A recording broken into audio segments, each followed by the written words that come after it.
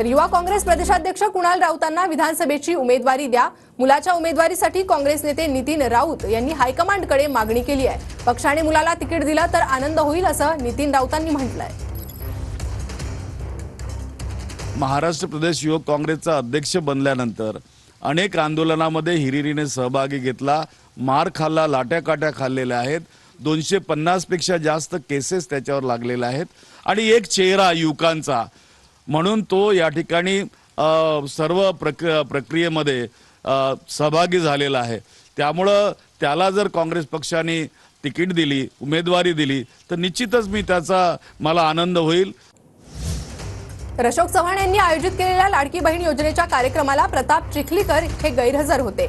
अशोक चव्हाण यांनी त्यांच्या भोकर मतदारसंघात कार्यक्रमाचं आयोजन केलं होतं, मात्र या कार्यक्रमाला पालकमंत्री गिरीश महाजन हे उपस्थित होते, मात्र प्रताप चिखलीकर हे कार्यक्रमाला गैरहजर होते।